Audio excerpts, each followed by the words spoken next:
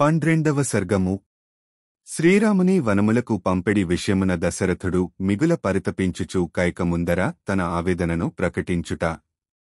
అంతటా ఆ మహారాజు కైకేయి పలికిన కర్ణకఠోరమైన వచనములను వినినంతనే మిగుల చింతాక్రాంతుడయ్యెను, మరియు ఒక క్షణకాలముపాటు మిక్కిలి పరితాపమునకు లోనయ్యెను. సామాన్యముగా సత్స్వభావముగల కైకేయి రామపట్టాభిషేకమునకు విఘ్నకరముగా ఇట్లు పలుకుట అసంభవము, కనుక ఇది స్వప్నము గావచ్చును. నిద్రేయలేని నాకు కలవచ్చుటెట్లు? లేక ఇది నా చిత్తభ్రమ కావచ్చును? భ్రమపడుటకు కారణమేదియు కనబడదు, అందువలన ఇది జన్మాంతర సంఘటన స్మృతియా? జన్మాంతరమునందును ఇట్టి పరిస్థితి అసంభవము, కాబట్టి నా మనస్సునకు ఉన్మాదము ఏర్పడినరా అని పలు విధముల చింతించుచు రాజు దుఃఖపడసాగెను. కైకేయి యొక్క మాటల దెబ్బలకు స్పృహను కోల్పోయిన దశరథుడు కొంతసేపటికి తెప్పరిల్లియు మరల దుఃఖితుడై ఆడుపులిని జూచిన లేడివలే గెలగలలాడెను. పిమ్మట అతడు కటకనేలపై చతికలబడి పాములవాడు గీచిన వృత్తాకార మండలమున మంత్రములచే బంధించబడిన మహావిషసర్పము వలె నిట్టూర్పులు విడువసాగెను. షీ ఏమిది అని పల్కుచు ఆ మహారాజు శోకభారముచే చైతన్యమును కోల్పోయి మరల మూర్ఛితుడాయెను. చాలతడవునకు స్పృహరాగా ఆ రాజు ఎంతయు దుఃఖితుడై క్రుద్ధుడై తన చూపులతో కైకను దహించివేయుచున్నవానివలే చూచుచు ఆమెతో ఇట్లనెను. ఓసీ క్రూరురాలా, దుష్టురాలా, వంశఘాతుకురాలా, పాపాత్మురాలా, రాముడు నీకు చేసిన అపకారమేమి? నేను చేసిన దోషమేమి? ఆ రాఘవుడు అనుక్షణము నిన్ను తల్లినివలె సేవించుచుండువాడు గదా. అట్టి రామునకు కీడుచేయుటకు ఎందులకు పూనుకొంటివి? అట్టి కోరిక కోరుటకు నీకు నోరెట్లు వచ్చినది? నీవు రాజకుమార్తెవు, ఉత్తమురాలివి అని తలంచి నీలో ఇంత విషమున్నట్లు ఎరుగక భయంకరమైన అడు విషసర్పమును వలె నిన్ను నా భవనమున ప్రవేశపెట్టి తిని. ఆ విధముగా నా వినాశమును నేనే కోరి తెచ్చుకొంటిని. లోకమంతయును శ్రీరాముని గుణగణములనే వేనోళ్ల ప్రస్తుతించుచుండగా అతడు ఏ అపరాధము చేసినాడని నా ప్రియసుతుని నేను త్యజింతును? కౌసల్యనేనను సుమిత్రనేనను నా రాజ్యలక్ష్మినేనను త్యజింతును. అంతేగాదు కడకు నా ప్రాణములను సైతము పరిత్యజించెదను. కాని పితృవత్సలుడైన శ్రీరాముని మాత్రము విడువజాలను. నా పెద్ద కుమారుడైన శ్రీరాముని జుచినప్పుడు నాకు కలిగెడు సంతృప్తికి మేరేయుండదు. ఒక్క క్షణమైనను రాముని చూడనిచో నా ప్రాణములే నిలువవు. సూర్యుడు లేకున్నను ఒకవేళ లోకము మనుగడ సాగించవచ్చును. నీరు లేకున్నను వానలు పడకున్నను ఒక విధముగా పైరు బ్రతికిన బ్రతుకవచ్చును. కాని రాముడు లేకున్నచో మాత్రము నా ఈ దేహములో ప్రాణములుండవు.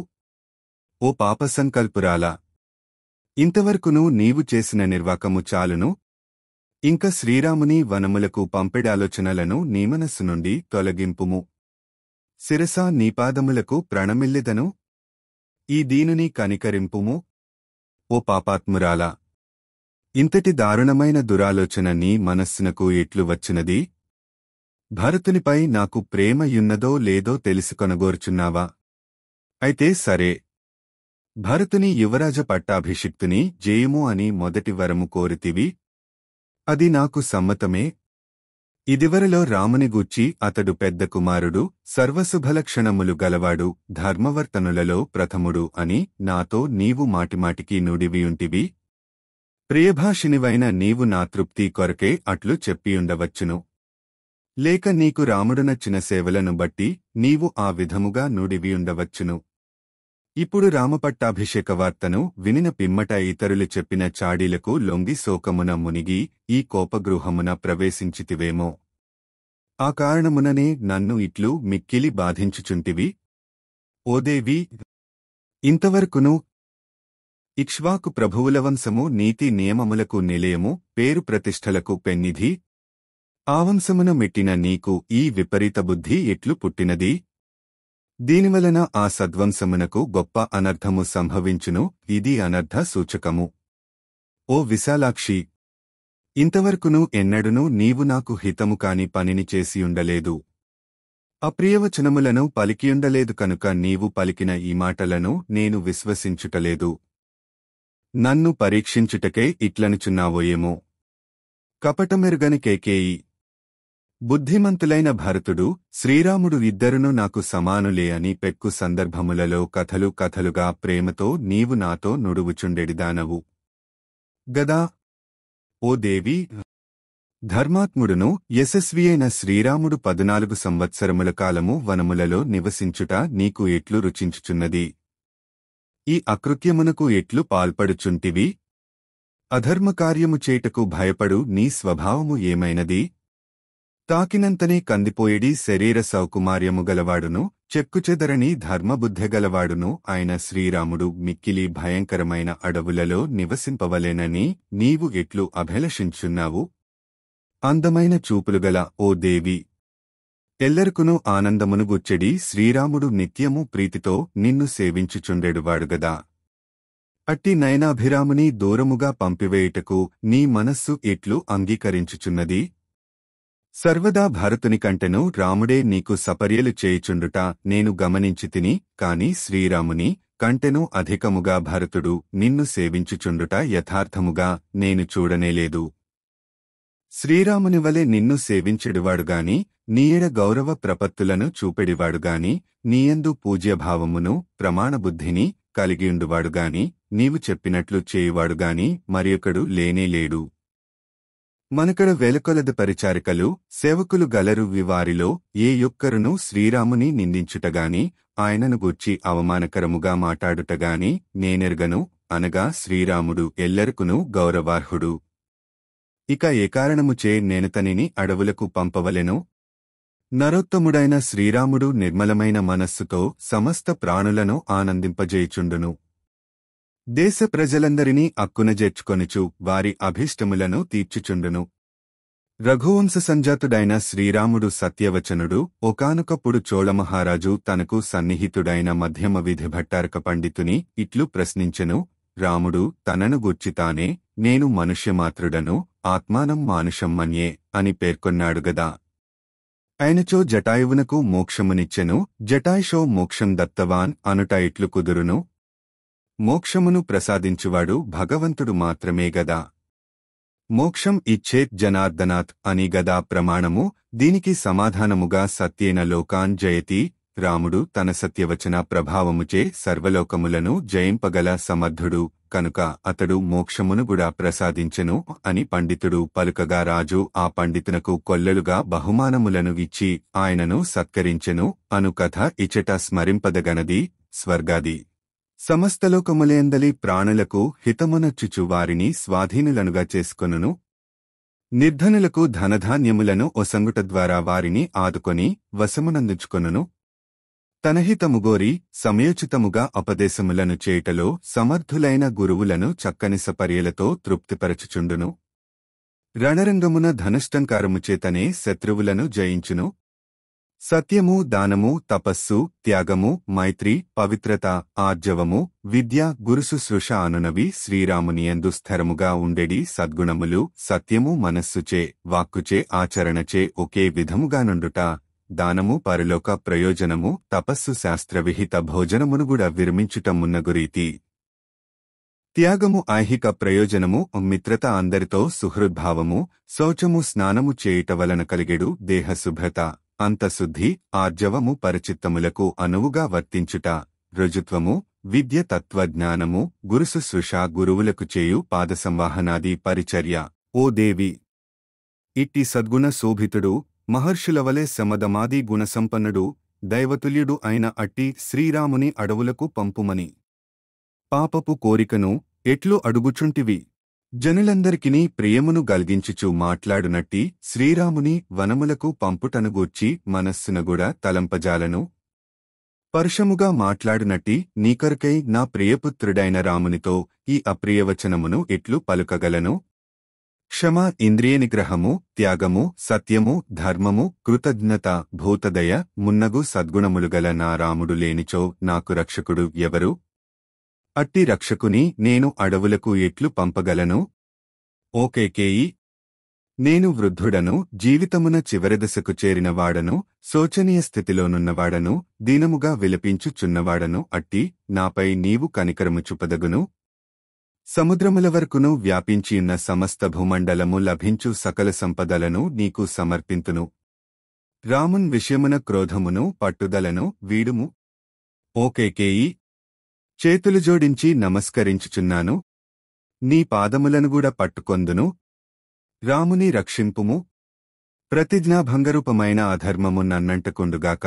శ్రీరాముడు ఇచటనే ఉండుటకు అతనిని అనుమతింపుము. ఈ విధముగా పలుకుచు దశరథుడు దుఃఖాతిరేకముతో కుమిలిపోవుచు విలపింపసాగెను. ఇంకనూ ఆ రాజు దిక్కుతోచని వాడే నేలపైబడి అటునిటు దొర్లుచుండెను. మున్ముందు కలుగనున్న రాముని ఎడబాటును పదే పదే స్మరించుకొనుచు శోకమగ్నుడగుచుండెను. ఆ దుఃఖసముద్రము నుండి బయటపడుటకై మాటికి అతడు ఆమెను వేడుకొనుచుండెను. అంతటికేకేయీ క్రుద్ధురాలై రౌద్రాకారమును పూని ఆయనతో ఇంకను కఠినముగా మాట్లాడసాగెను. ఓ రాజా, నాకిచ్చిన 2 వరముల విషయమున మరల నీవు ఈ విధముగా పశ్చాత్తాపపడుచున్నచో నీ ధార్మికత్వమును గూర్చి ఈ భూమండలమున నీవు ఎట్లు సమర్థించుకొనగలవు?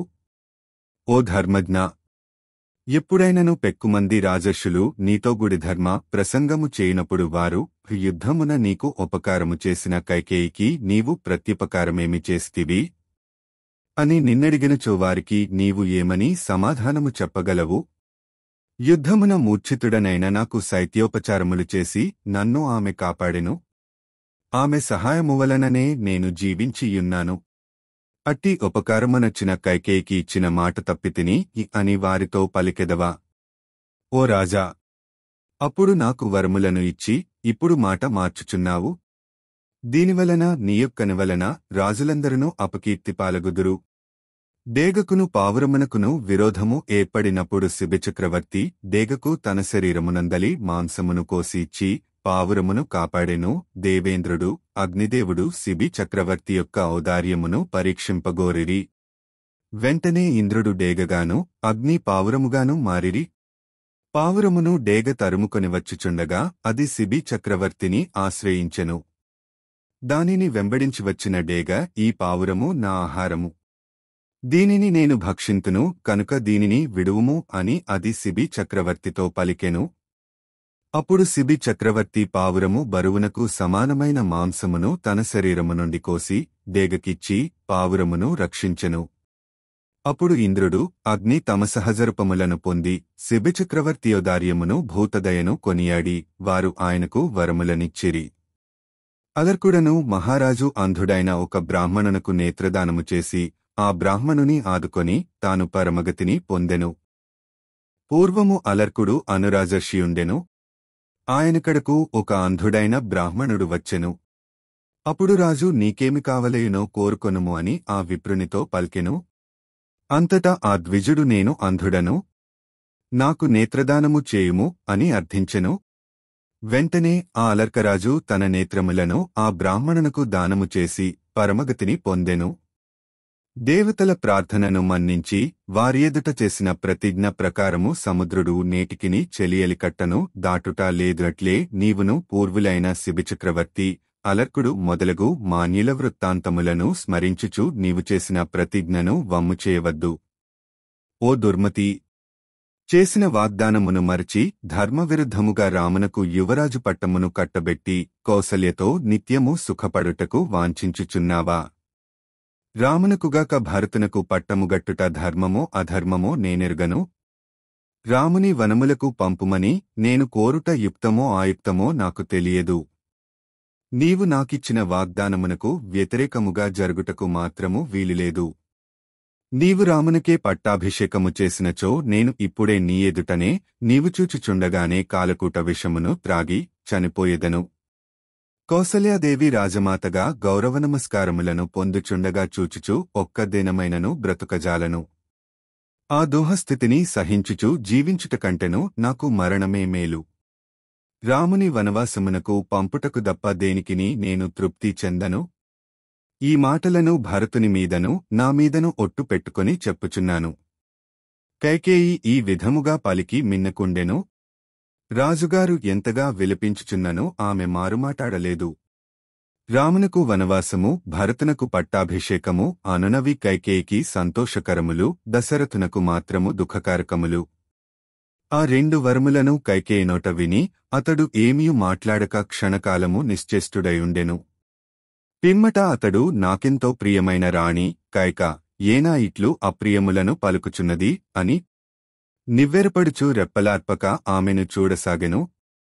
వజ్రమువలె కఠినాతి కఠినములైనవియు హృదయ విదారకములైనవియు దుఃఖకారకములు శోకభూయిష్టములు అయినవియు అగు ఆ కనక్ఠోరవచనములను వినుటతో రాజునకు సుఖశాంతులు కరవయ్యెను.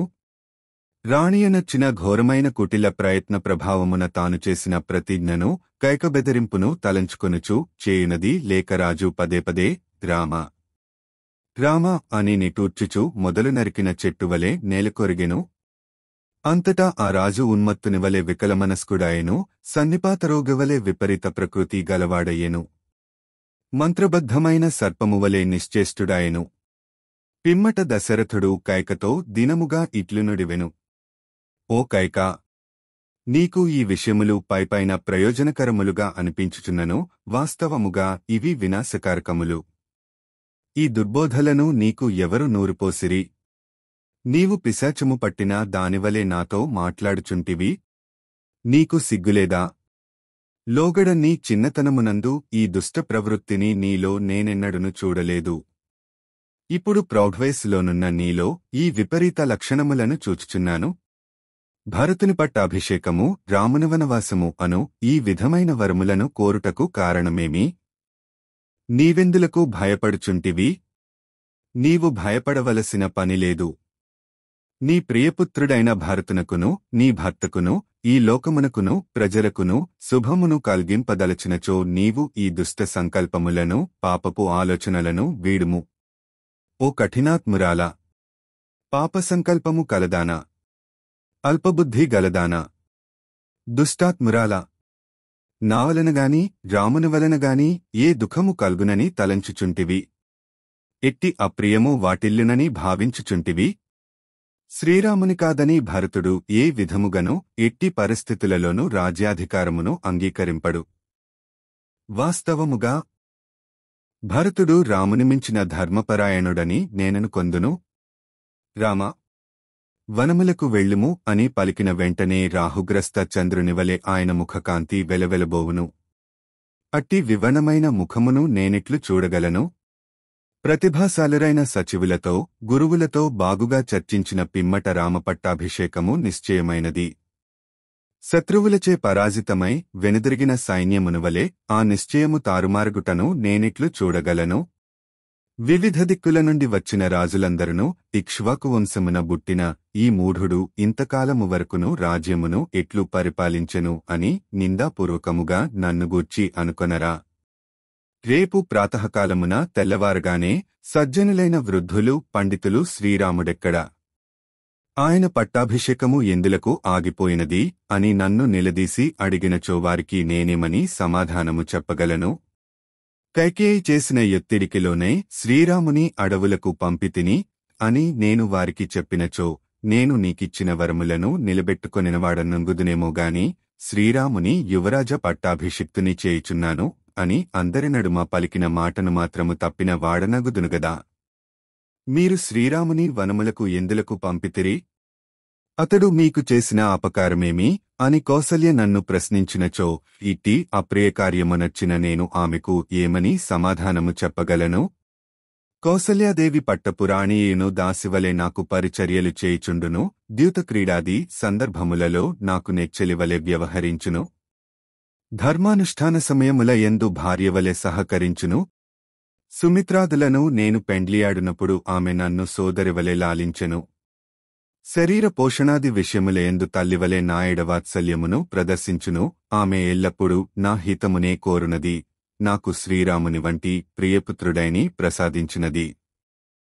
శ్లోకం కార్యేషు దాసి కరణేషు మంత్రి రూపేచలక్ష్మి క్షమయాధరిత్రి భోజేషు మాతా శయనేతు రంభా షడ్ధర్మయుక్తా సహధర్మపత్ని. నీతిశాస్త్రము ఉత్తమురాలైన ఇల్లాలు పనులు చేయనప్పుడు దాసివలెను, ఆలోచనలలో మంత్రివలెను, రూపసౌభాగ్యమునందు లక్ష్మీదేవివలెను, ఓర్పునందు భూదేవివలెను, భోజనము విషయమున తల్లివలెను, శయనమందిరమున రంభవలె ఒప్పుచు భర్తకు సర్వదా సుఖానందములను గూర్చుచుండును. సర్వదా నాతో ప్రియముగా మాటాడుచుండునది ఇట్టి సద్గుణములచే సత్కారార్హయైన ఆ దేవిని నీ కారణముగా సత్కరింపక ఉపేక్షించితిని. నీపైగల ప్రేమాతిశయముచే నీకు ఎంతయో ఉపకారము చేసితిని. ఒక విధముగా అది నేనొనర్చిన మహాపరాధము. అపథ్యాహారమును భుజించిన రోగిని అది బాధించినట్లు నీకు నేనొనర్చిన అపకారము ఈనాడు నన్ను పీడించుచున్నది. శ్రీరాముని యువరాజు పట్టాభిషిక్తుని చేయకపోగా నేను ఆయనను అడవులకు పంపుటను జూచి సుమిత్ర ఈ మున్ముందు నా కుమారులకును ఏగతి పట్టునో అని భయపడుచు ఇంక నన్ను నమ్మనే నమ్మదు. శ్రీరాముడు అడవులకు వెళ్ళుటే జరిగినచో నేను మరణించుట తథ్యము అయ్యయ్యో. దుఃఖకరములైన ఈ రెండు వార్తలను సీతాదేవి ఒకేసారి వినవలసివచ్చును. ఎంతటి దారుణ విషయమిది! శ్రీరాముడు వనములకు వెళ్ళుటయే తటస్థించినచో ఆయన ఎడబాటునకు తట్టుకొనలేక సీతాదేవి హిమవత్పర్వత ప్రాంతమున కిన్నరునకు దూరమైన కిన్నరతరునివలే విలవలలాడును. ఆ దుఃస్థితిని జూడజాలక నా ప్రాణములు గాలిలో కలిసిపోవుట మాత్రము నిజము. శ్రీరాముడు భయంకరమైన వనములకు వెళ్ళుచుండుటను ఫతియేడబాటునకు ఓర్చుకొనలేక సీత విలపించుచుండుటను చూచిన పిమ్మట ఇక నాలో జీవితేచ్ఛయే మిగులదు. ఓ కైకేయి, శ్రీరాముడు వనములకు వెళ్ళుటయే జరిగినచో నాలో బ్రతుకుమీదాశయే అంతరించును. ఇది నిశ్చయము. అప్పుడు విధవవైన నీవు నీ పుత్రునితోగూడి రాజ్యమును యథేచ్ఛగా ఏలుకొనవచ్చును సుమా. చూచుటకింపైన మద్యమును త్రాగి ఆ పిమ్మట తనలో వికారములు మొదలగుట చూచి మానవుడు అది విషపూరితమని తెలిసికొనును. అట్లే మొదట నేను నీరూప సౌభాగ్యమును జూచి నీవు సత్ప్రవర్తనగల దానవు అని భ్రమపడితిని. ఇప్పుడు నీ దుష్ప్రవర్తన చేత నీలో ఇంత విషమున్నదని తేలిపోయినది. నీవు తేనె పూసిన కత్తివని గ్రహించితిని. పెక్కురీతుల ఇచ్చకపు మాటలతో నన్ను బుజ్జగించుచు మాట్లాడితివి. కిరాతుడు ఆకర్షణీయమైన సంగీతముతో లేడిని వశపరుచుకుని బంధించి వధించినట్లు నీవు నన్ను చంపుచుంటివి. దశరథుడు కైకేయీ సౌందర్య వ్యామోహములోబడి పుత్రుని అమ్ముకొనిన పాపి అని వీధులలోని జనులెల్లరను మద్యపానము చేసిన బ్రాహ్మణుని నిందించినట్లు నన్ను తూలనాడుదురు. అయ్యో, ఎంతటి దుఃఖము వచ్చిపడినది! అయ్యయ్యో, ఎట్టి కష్టము ప్రాప్తించినది! నీ మాటలకు చెవియొగ్గినందువలననే ఇట్టి ఆపదలు దాపురించినవి. ఇది అంతయు నా పురాకృత పాపముల ఫలమే. ఓ పాపాత్మురాలా, నా దురదృష్టవశమున అజ్ఞానముచే నిన్ను ఇంతకాలము కాపాడుచువచ్చితిని. ఇప్పుడు నీవు నా పాలిట ఉరిత్రాడువైతివి. సర్పము ప్రమాదకారి అని ఎరుంగని బాలుడు ఒక నల్లత్రాచుపై చేయివేసినట్లు నీవు నన్ను కబళించుటకే వచ్చిన మృత్యువువని తెలిసి కొనలేక నేను ఇంతకాలము నీతో క్రీడించుచు వచ్చితిని. దుష్టుడనైన నా కారణముగా నేను జీవించియుండగనే మహాత్ముడైన నా పుత్రుడు తండ్రిలేని వాడగుచున్నాడు. అనగా తండ్రి అండదండలకు నోచుకొనని వాడగుచున్నాడు. అట్టి నన్ను ఈ లోకము ఎంతగా నిందించిననూ తప్పు లేదు. కామాతురుడై ఒక స్త్రీ కైక నిమిత్తముగా మిక్కిలి ప్రీతిపాత్రుడైన పుత్రుని అడవుల పాలు చేయుచున్న దశరథ మహారాజు నిజముగా మూర్ఖుడే సుమా అని లోకము నాపై దుమ్మెత్తిపోయిను. నియమనిష్టలతో వేదశాస్త్రాదులను అధ్యయనము చేయుట చేతను బ్రహ్మచారిధర్మములను ఆచరించుట వలనూ గురువుల శిక్షణలో వారి నిర్దేశములను పాటించుట వలనను రాముడెంతయు కృషించియున్నాడు. ఇప్పుడు గృహస్థాశ్రమమునందు సుఖపడవలసిన సమయమున అతడు మరల గొప్ప కష్టములనే పొందవలసి వచ్చుచున్నది. నాయనా, వనములకు వెళ్ళుము అను మాట నా నోటరాగానే నా చిన్నారి రాముడు మారుమాటాడక సరే యని పల్కును. వనవాసమునకు పొమ్ము అని నేను ఆదేశించినప్పుడు నేను పోజాలను అని రాముడు మారు పలికిన బాగుండును. అదియే నాకు కావలసినదిగూడా. కాని నా రాముడు అట్లు చేయనేచేయడు. రాముడు నిష్కల్మషహృదయుడు. అతడు వనములకు వెళ్లకుండుటయే నాకిష్టము అను నా మనసులోని ఆంతర్యమును అతడెరుగడు. వనములకు వెళ్ళుము అని నేను పలుకగానే అతడు అట్లే అని వచించును. రాఘవుడు అడవులకు వెళ్లిన మరుక్షణమే జనులందరూ నన్ను ఛీ కొట్టుదురు. ఏ విధముగను క్షమార్హుడనుగాని నన్ను మృత్యువు వెంటనే యమసదనమునకు గునిపోవును. శ్రీరాముడు అడవులకు వెళ్లిన మరుక్షణమే నేను మృతి చెందుట తథ్యము. అనంతరము నాకు ఆత్మీయులైన కౌసల్య, సుమిత్ర మొదలగు వారిని నీవు ఎట్టి ఇక్కట్ల పాలుజేసెదవోగదా? రాముడు అరణ్యముల పాలైన వెంటనే నా బొందిలో అసువులు మిగులవు. ఈ దుఃస్థితికి తట్టుకొనలేక కౌసల్యయు కన్ను మూయును. రాముడు దూరము కాగా తండ్రి పరలోకమునకేగగా లక్ష్మణ శత్రుఘ్నులను మృత్యులోకమునకు జేరుదురు. ఇట్టి కల్లోల పరిస్థితికి తాళజాలక సుమిత్రాదేవియు నన్ను అనుసరించి మృత్యువాతబడుట నిజము. ఓ కైకా, నన్ను, కౌసల్యను, సుమిత్రను, ముగ్గురు కొడుకులను నరకయాతనలకు గురిచేసి ఈ రాజ్యమున నీవే హాయిగా ఉండుము. ఇక్ష్వాకు రాజ్యము సకల సద్గుణములకు ఆలవాలము. ఇది సత్కార్యములకు పెన్నిధి. ఇంతవరకును ఎట్టి క్షోభలకును గురికాక చిరకాలము నుండియు ఇది సుఖశాంతులతో వర్ధిల్లుచున్నది. వనవాస కారణముగా రాముడు దీనికి దూరమగును. నన్ను మృత్యువు కబళించుటవలన రాజ్యమునకు నాతో సంబంధము తెగిపోవును. ఇక నీ మూలముగా ఇది అల్లకల్లోలమగును. ఈ పుణ్యమంతయు నీకే దక్కును.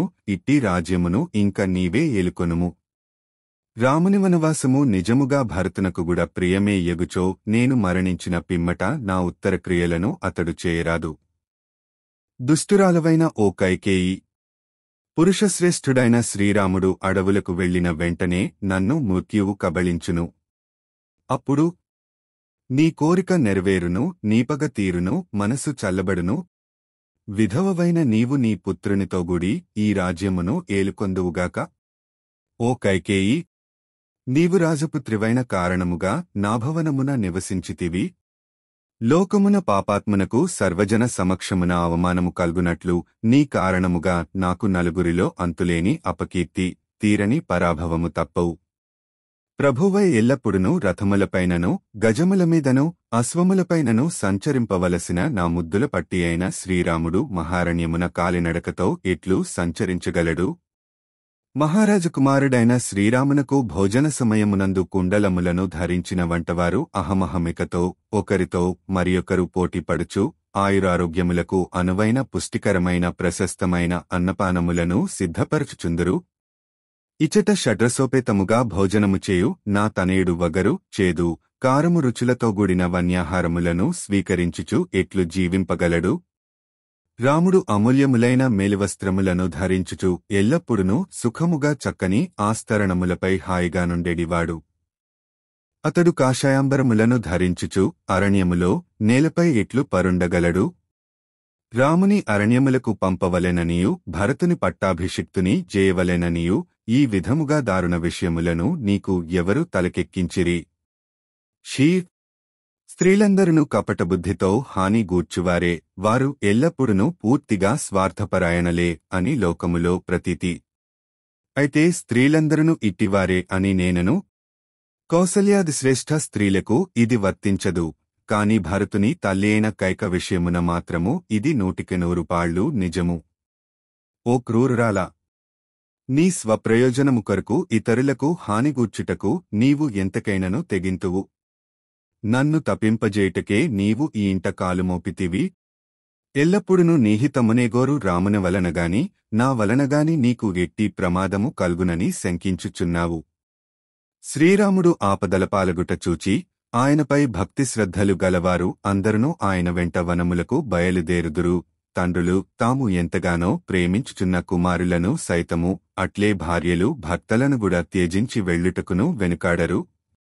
అంతేగాదు ఈ చరాచరజగత్తు అంతయును విపరీత పరిణామములకు లోనగును.